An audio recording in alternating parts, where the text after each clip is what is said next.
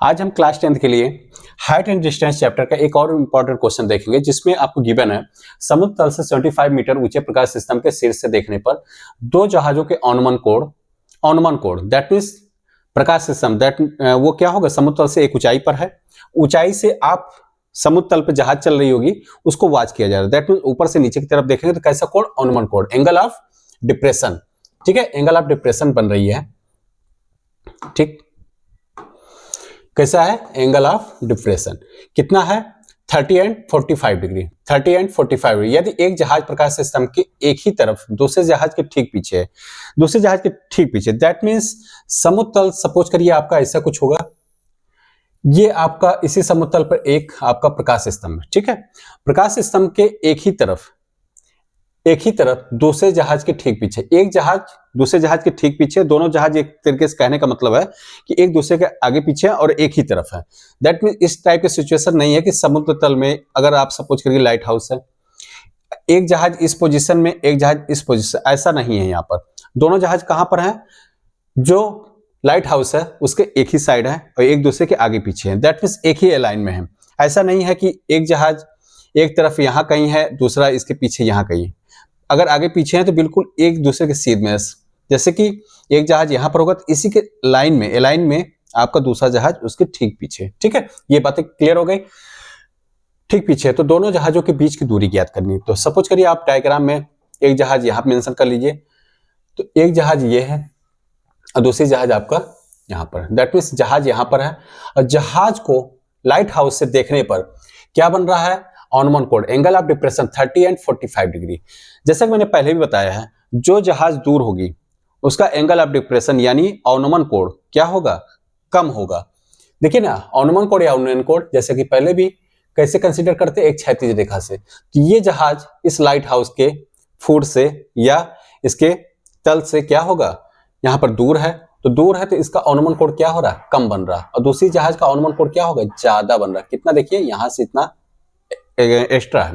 ठीक है, तो ये दिया है आपको 30 डिग्री, ये अनुमान कोण कितना है 30, और दूसरा यहां पर ये पूरा मिला के कितना है 45 डिग्री। ठीक, तो दोनों जहाजों के बीच की दूरी ज्ञात करनी है। दैट मींस दोनों जहाज, एक जहाज आपका यहां, एक जहाज यहां पर, दोनों एक लाइन में है, एक दूसरे के आगे पीछे है और एक ही तरफ है। ठीक है, ये सिचुएशन बिल्कुल कंफर्म हो गई।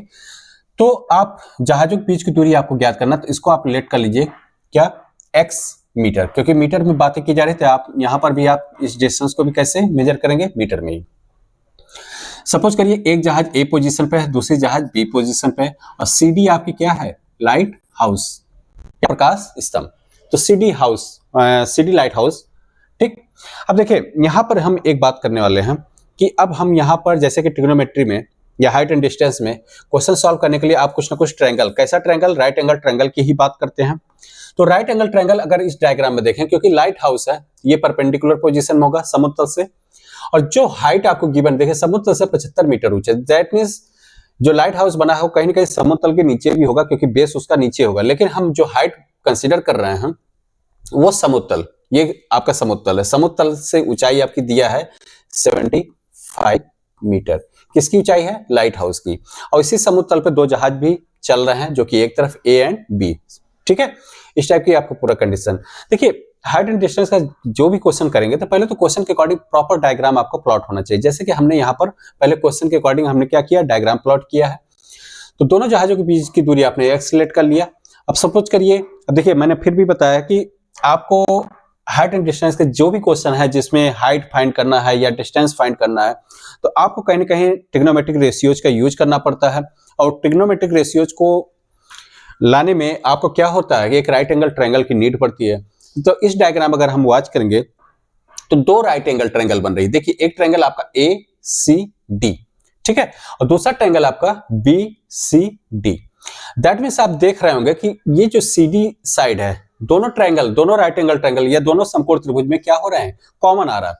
तो कॉमन एक तो आपका ये साइड कंसीडर होने वाली है, और दूसरी बात आपको ये डिस्टेंस फाइंड करनी है। तो आप कोशिश ऐसा ही करेंगे कि हम ऐसा ट्रिग्नोमेट्रिक रेशियो यूज करें जिससे कि ये साइड और बेस वाली साइड कंसीडर हो जाए, जिसके लिए आप क्या करेंगे, tan यूज करेंगे। तो tan, अब देखिए एक बात और मैं भी बताया था कि ये हॉरिजॉन्टल लाइन है एक तरीके से समुद्र तल, इसके पैरेलल ही हम दूसरी हॉरिजॉन्टल लाइन ड्रॉ किए। दैट मींस ये दोनों लाइन क्या होगी, पैरेलल होंगी। अगर ये आप इसको ईडी लाइन सपोज करिए, क्षैतिज लाइन या क्षैतिज रेखा, हॉरिजॉन्टल लाइन, तो ईडी है, तो ईडी एसी का क्या है, पैरेलल। तो आपको पता होना चाहिए कि ये जब दो लाइन पैरेलल होती है तो ट्रांसवर्सल लाइन की वजह से तो जितना कोण यहाँ पर क्रिएट होता है वो सेम टू सेम कोण यहाँ पर आ जाती है 30 डिग्री। ठीक है, ऐसे ही यहाँ पर देखिए ये पूरा कोण कितना है 45, तो 45 दैट मींस ये लाइन और इस लाइन को कंसीडर करते हैं। रेड वाली लाइन आप जो देख रहे हैं ये ट्रांसवर्सल लाइन, तो इस ट्रांसवर्सल लाइन से आप देखेंगे इस लाइन के बीच दैट मींस जो दूसरी पैरेलल लाइन है कितना एंगल क्रिएट हो रहा है 45, तो ये सेम एंगल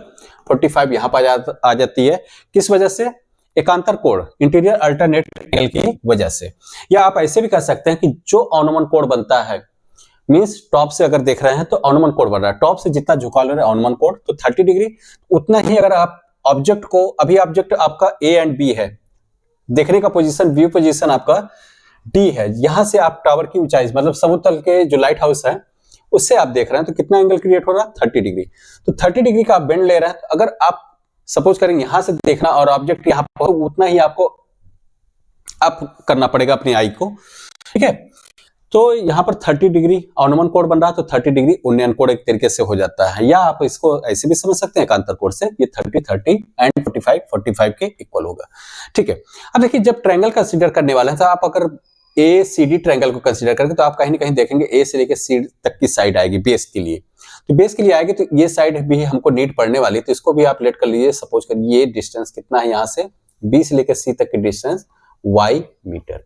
ठीक है, ये आपको फाइंड नहीं करना, फाइंड आपको बेसिकली ये करना है, लेकिन इसकी नीड पड़ेगी। क्यों पड़ेगी, क्योंकि बेस पूरा अगर AC लेंगे तो ये A से B और B से C कंसीडर होगी। बाकी इस साइड में, इस ट्रायंगल में भी देखेंगे BCD में, तो आपकी साइड फिर भी बेस क्या बनेगा BC, तो y कहीं ना कहीं आने वाली, तो इसको आप भी लेट कर लेंगे। तो चलिए यही सारी बातें हम प्रॉपर राइट करते हैं। कैसे, तो पहले तो आपको जो गिवन है उसको राइट कर लीजिए। आपको दिया है समुद्र तल से प्रकाश स्तंभ की ऊंचाई, दैट मीन्स आप लिखिए प्रकाश स्तंभ की ऊंचाई, प्रकाश स्तंभ की ऊंचाई, जो कि आपको डायग्राम में कैसे मेंशन है, CD से डिनोट है। ठीक है, CD, और इसको आपको गिवन है कितना 75 मीटर। ठीक है, क्या गिवन है 75 मीटर, एक मिनट, 75 मीटर। ठीक है, 75 मीटर। ठीक, और दूसरी बात यहां पर, क्योंकि देखिए ये जो 30 डिग्री, इससे कोई ट्रायंगल यहां पर नहीं बन रहा, तो ये 30 डिग्री आपका एकांतर कोण से यहां बराबर हो जाता है, और ट्रायंगल आपकी कंसीडर करेंगे ACD, दैट मींस ACD में जो एंगल आएगा DAC, इसी के रिस्पेक्ट में हम बात करेंगे, तो आप DAC एंगल को भी बता दीजिए।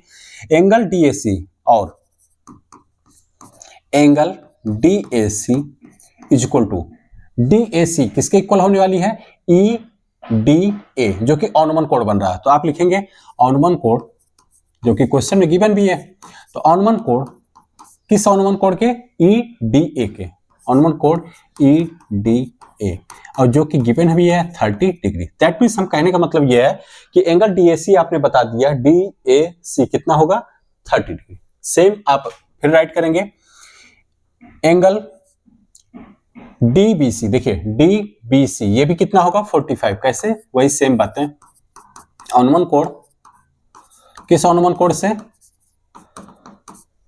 अनुमान कोण EDB, दैट मींस ये पूरा एंगल EDB। ठीक है, एंगल EDB, और ये आपको गिवन है EDB कितना 45 डिग्री। ठीक है, अब उसके बाद आपने दो बातें मानी हैं, एक तो दोनों जहाजों के बीच की दूरी AB जो कि डिनोट है A से B, मींस एक जहाज A पोजीशन पे, दूसरी जहाज B पोजीशन पे, दोनों के बीच की दूरी हमने लेट किया x मीटर, तो इसको भी आप राइट करेंगे।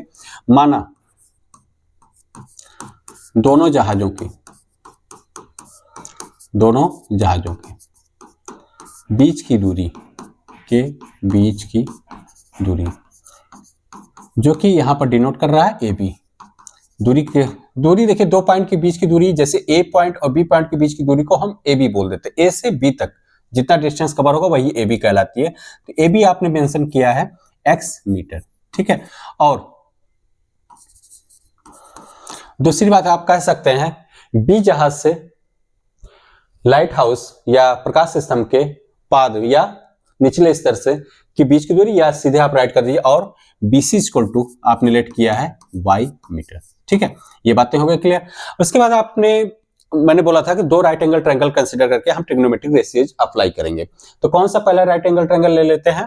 ट्रायंगल ए, या आप ट्रायंगल DCB राइट कर लीजिए। ठीक है, देखिएगा ट्रायंगल DCB या समकोण त्रिभुज DCB में, तो बल्कि आप समकोण त्रिभुज के लिए चाहे तो आप साइन बना सकते हैं इस टाइप से। ठीक है, ऐसे समकोण त्रिभुज DCB में। तो DCB में देखिए हमने पहले भी बताया था कि हम क्या अप्लाई करेंगे? tan, क्योंकि tan अप्लाई करने से ही परपेंडिकुलर और बेस के बीच रिलेशन मिलेगा, क्योंकि हाइपोटेनस को हमको इन्वॉल्व नहीं करना है, क्योंकि उसको ना तो फाइंड करना है ना ही वो आपको गिवन है। हमको ये गिवन है, ये एक तरीके से फाइंड करना है या इसकी नीड पड़ने वाली है, तो इसलिए हम इन दोनों साइड को कंसीडर करते हुए tan अप्लाई करेंगे। क्या अप्लाई करेंगे? tan।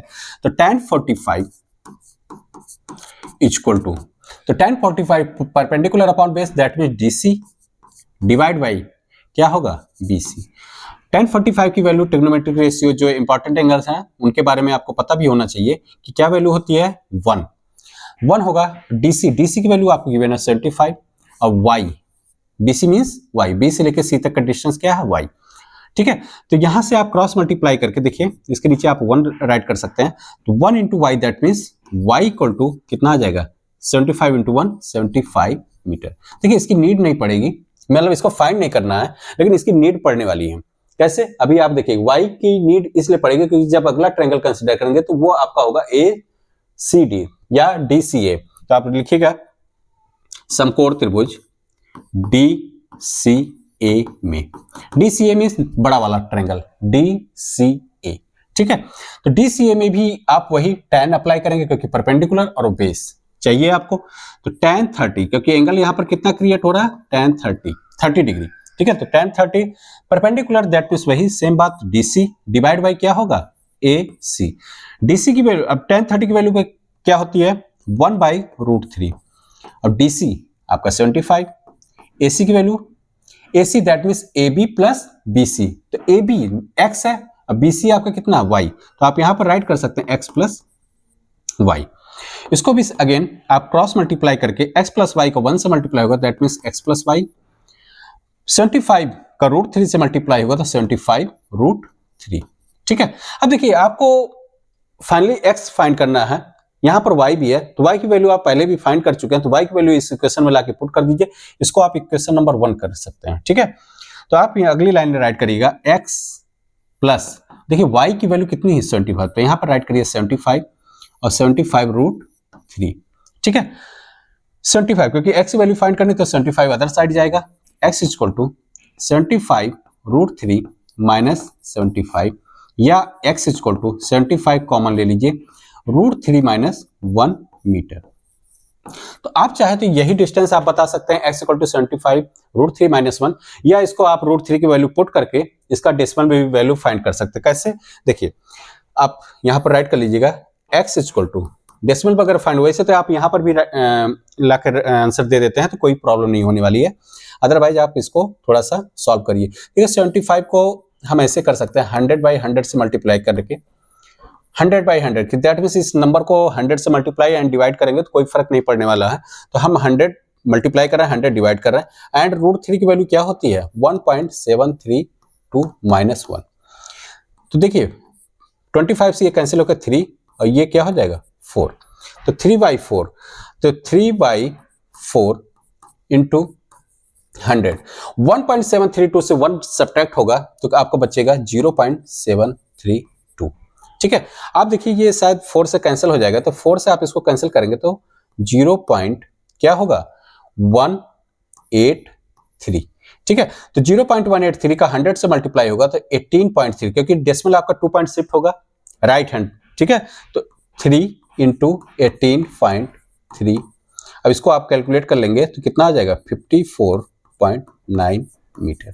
ठीक है, यही आपका दोनों जहाजों के बीच की दूरी AB है। ठीक है, क्योंकि AB को ही आपने x से डिनोट किया और x की ही वैल्यू आई है 54.9 मीटर। तो आप यहां पर राइट कर सकते हैं, अतः दोनों जहाजों के बीच की दूरी, दोनों जहाजों के बीच की दूरी क्या है, दूरी x, और x की वैल्यू आपने फाइंड कर लिया है 54.9 मीटर। देखिए मैं पहले भी कह रहा हूं, आप यहां पर भी लाके आंसर अपना बता सकते हैं, बाकी अगर चाहें तो डेसिमल में भी ये आंसर होगा। ठीक है, इसका प्रॉपर राइटिंग आंसर आपका यही है। इसी तरह से आप एग्जाम में भी राइट करेंगे। ओके, धन्यवाद।